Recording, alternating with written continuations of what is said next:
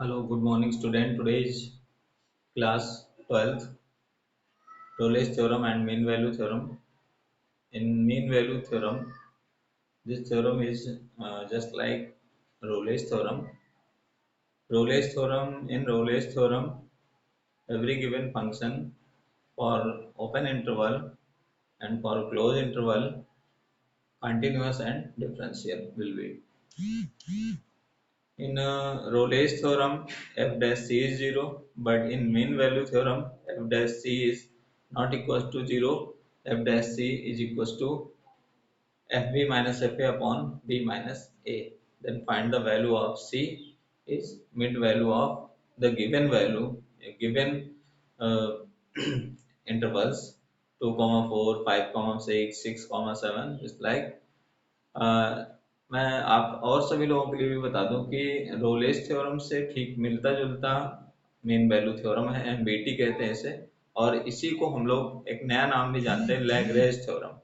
इसी का नाम लैग्रेंज थ्योरम भी है। तो अब हम लोग आइए देखते हैं आप सभी स्टूडेंट्स कि क्या है।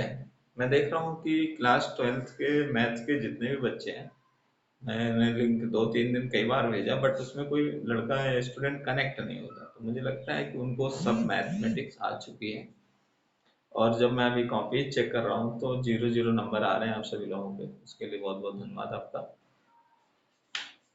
तो देखते हैं मीन वैल्यू थ्योरम, इसे एमवीटी कहते हैं। इसका जो स्टेटमेंट है, let a function f such that a, b belongs to R be a continuous function on a, b, close interval a, b, and differentiable on open interval a, b. Then there exists some c in a, b. The formula is f dash c equals to fb minus fa upon b minus a। ठीक है, तो question क्या है? Verify mean value theorem MBT fx is equals to x square in the interval of 2, 4. What is the graph of this function?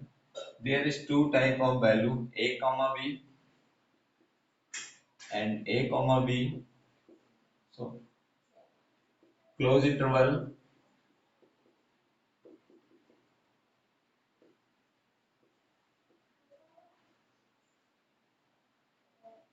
and open interval.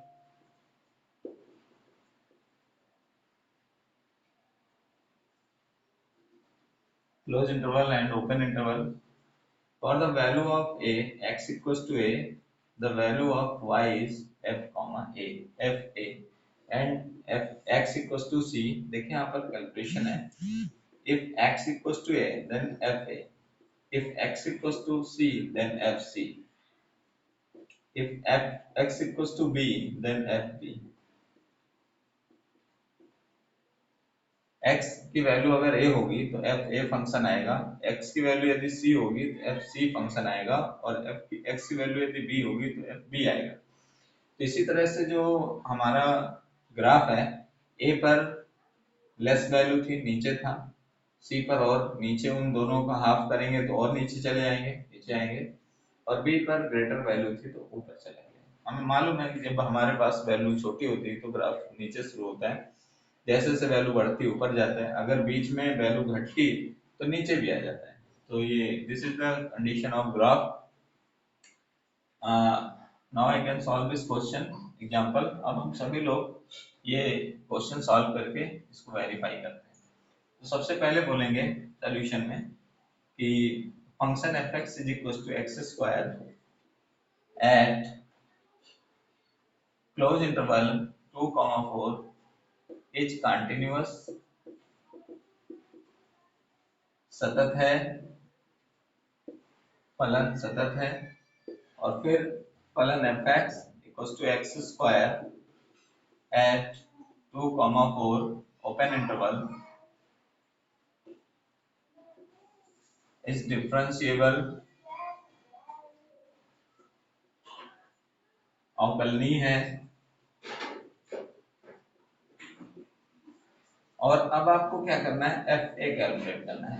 F A का मतलब हो गया F two, यहाँ 2, 4 है, एफ टू F2 क्या हो जाएगा, 2 का स्क्वायर क्या होगा 4। फिर इसके बाद लाना है FB।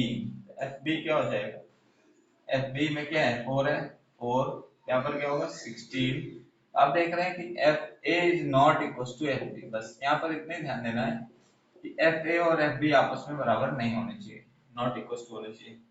अब क्या है, by mean value theorem FC। FC का मतलब क्या है कि आपको x स्क्वायर मिलेगा, फिर इसका डिफरेंशिएशन करेंगे f डैश c।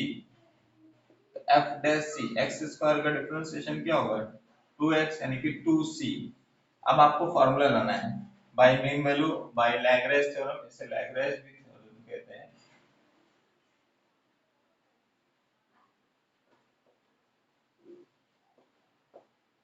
तो आप इसको क्या करेंगे, f डैश c को रखेंगे fb minus fa upon b minus a। अब आप वैल्यू पुट करिए, fb की वैल्यू क्या आई है f4, ये हो जाएगा 16 माइनस 4 अपॉन यहाँ पर क्या होगा 4 minus 2 equal to f dash c। अब क्या हुआ f डैश c, तो यहाँ पर क्या है 16 minus 4 12 upon 2, f dash c जो वैल्यू आएगी वो 6 होगी आंसर। ये आपका मेन वैल्यू थ्योरम से रिलेटेड था, इसी को हम लोग लैग्रेंज थ्योरम कहते हैं। अब आप लोग एक्सरसाइज 1, आप सभी लोग class 12 Hindi medium English medium किसी भी मीडियम का स्टूडेंट हो ये एक्सरसाइज सॉल्व कर सकता है। इस साल कोविड-19 की वजह से 30% सिलेबस जो ऑफ हुआ है, उस 30% सिलेबस में ये इस साल कोर्स में नहीं है, लेकिन मैथ में हमें इसको सॉल्व करना है क्योंकि मोस्ट इम्पोर्टेंट है। क्वेश्चन पेपर बनाने वालों को याद नहीं रहेगा, और ये क्वेश्चन अगर आ गया एनसीईआरटी का है तो फिर आप बैठे रह जाओगे। इसलिए एनसीईआरटी का जितना हमारे पास है हम फुल पढ़ेंगे, क्योंकि मैथमेटिक्स साइंस ग्रुप का जो सबसे अच्छा विषय होता है, सबसे टफ सब्जेक्ट होता है वो मैथमेटिक्स होता है, और मैथमेटिक्स को सॉल्व करने के लिए ही लोग साइंस ग्रुप में आते हैं, और उसमें अगर हम चैप्टर छोड़ देंगे तो फिर हम करेंगे। धन्यवाद।